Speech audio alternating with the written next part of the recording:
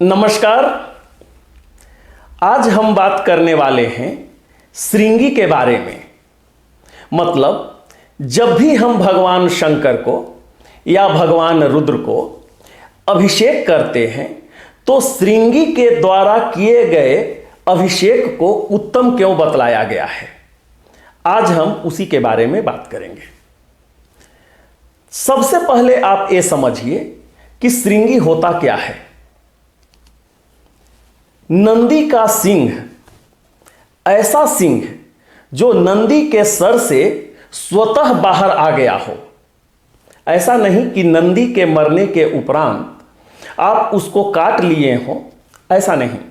ऐसा सिंह जो नंदी के सर से स्वतः बाहर आ गया हो, उसे ही श्रृंगी बोलते हैं। सबसे पहले हम आपको वह श्रृंगी को दिखला देते हैं। यह है असल श्रृंगी, जो कि सैकड़ों साल पुराना है। और अगर आप यहां देखेंगे, यहां पर लोहे का बना हुआ है, यहां कुछ कवर किया हुआ है ऐसे। ये अगर आप देखेंगे तो यहां पर ही आपको जल या फिर दूध, जिस चीज से भी आप भगवान शंकर को अभिषेक करना चाह रहे हैं, यहां पर ही भरना होता है। और अंत में जब यहां अगर आप देखेंगे तो एक छोटा सा मतलब छिद्र है यहां पे, और उस छिद्र के माध्यम से ही आपका जो जल या जो दूध है वो बाहर जाएगा। और जब भी यहां से जल या दूध जब बाहर जाएगा, वह धारा के रूप में जाएगा।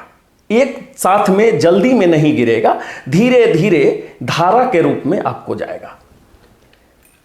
यह काफी दुर्लभ वस्तु है, हर जगह आपको ये मिलेगा नहीं।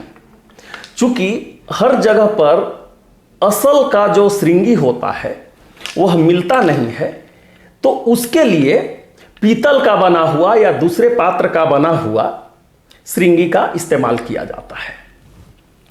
जो दूसरा श्रृंगी, जो कि आज के दिन में जो पुरोहित जी लोग हैं, जो ब्राह्मण जो लोग हैं, जो इस्तेमाल करते हैं, वो भी हम आपको दिखाने का हम कोशिश करेंगे। यह हो गया जो आज के दिन में जो इस्तेमाल किया जाता है। यहां पर भी वही है बनावट। अगर देखें, यहां पर ही जल और दूध का यहां पर डाला जाता है। और यहां अगर देखेंगे तो नंदी मुख है यहां पर, और नंदी मुख में यहां पर एक छिद्र होता है, और इसी छिद्र से दूध या जल, जिसका भी आप अभिषेक कराना चाह रहे हैं, इसी छिद्र से आपको बाहर जाता है धारा के रूप में। यहां पर आप कोशिश कीजिएगा दोनों ही परिस्थिति में। अगर यहां पर भी अगर आप देखते हैं, ये दोनों ही परिस्थिति में देखिए, एक कपड़े के माध्यम से आप दूध को छान लीजिएगा, क्योंकि यहां पर जो छिद्र होता है इतना पतला छिद्र होता है कि अगर इसमें कुछ फंस गया तो फिर वो जो धारा है वह बंद हो जाता है। तो ये चीज का ध्यान रखना बहुत जरूरी है। चूंकि ओरिजिनल जो श्रृंगी है, जो असल श्रृंगी है, वह आपको मिलेगा नहीं, बहुत रेयर है वो। तो अगर आप एक खरीद रहे हैं तो आप कोशिश कीजिए कि चाहे पीतल का ले लें, चांदी का ले लें, या फिर आप सोना का ले लें, परंतु आप तांबे का नहीं लें। क्योंकि ऐसा माना गया है कि तांबे के पात्र में, तांबा का जो पात्र है उसमें अगर आप दूध को रखेंगे तो वह विष के समान हो जाता है। और हम नहीं चाहेंगे कि हम अपने इष्ट देव को विष से हम स्नान करवाएं। इसके लिए कभी भी आप तांबे का श्रृंगी नहीं खरीदिएगा। आप चाहे पीतल का, चांदी का, सोना का, कुछ भी आप रखें, तांबे का आपको नहीं रखना है। तो यह हो गया आपका दोनों प्रकार का श्रृंगी, जो आज के दिन में जो हम लोग इस्तेमाल करते हैं वो हो गया। और यह जो हो गया असल का जो श्रृंगी है, ये हम आपको दोनों दिखला दिए। अब हम आगे बात ये करेंगे कि क्या हम दूसरे पात्र से क्या हम भगवान शंकर का अभिषेक नहीं करा सकते हैं? बिल्कुल करा सकते हैं, पर श्रृंगी के माध्यम से आप धारा की तरह आप स्नान करवा सकते हैं, जैसे चाहे जल का धारा हो गया या दूध का धारा हो गया। तो अगला प्रश्न है कि धारा की जरूरत क्यों है? तो हमारे धर्म ग्रंथों में हर एक जितने भी भगवान हैं, देवी हैं, देवता हैं, उनका पसंद और नापसंद बतलाया गया है। उदाहरण अगर आप देखें तो भगवान सूर्य देव को जल पसंद है। उनको जब भी हम जल के द्वारा उनका अगर हम पूजा करते हैं, जल गिरा करके अगर उनके सामने हम पूजा करते हैं तो उनको वो पसंद है। भगवान विष्णु को पीला वस्तु पसंद है। अगर आप भगवान गणेश देवता को अगर देखते हैं तो बोला जाता है कि उनको मोदक पसंद है। शनि देव को उनको कुछ और पसंद है, काला उनको जो वस्त्र है वह पसंद है। इसी प्रकार से हर एक देवी देवता, माता जो दुर्गा हैं, उनको लाल रंग का फूल पसंद है। हर एक देवी देवता का अपना पसंद और नापसंद बतलाया गया है। उसी प्रकार भगवान शंकर को जल धारा पसंद है।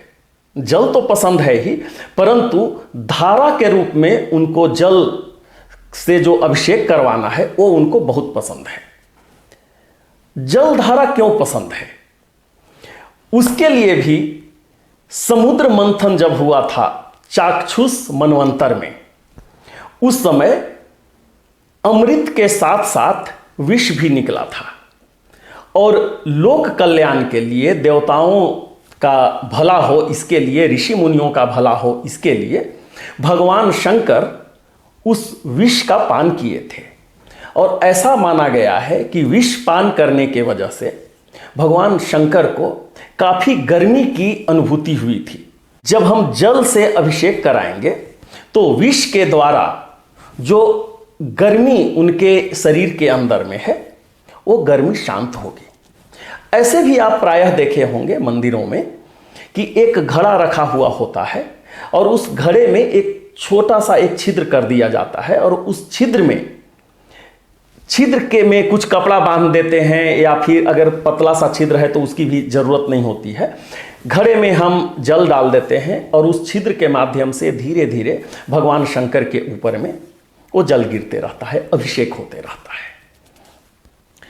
यही कारण है कि श्रृंगी के द्वारा भगवान शंकर को अगर अभिषेक किया जाए तो उससे वे प्रसन्न होते हैं, क्योंकि काफी देर तक उनको अभिषेक कराया जा सकता है श्रृंगी के माध्यम से। हम उम्मीद करते हैं यह विषय आपको पसंद आया होगा, और अगर आपके मन में कुछ प्रश्न है तो आप अपना प्रश्न लिखिए, हम उसका उत्तर देने का कोशिश करेंगे।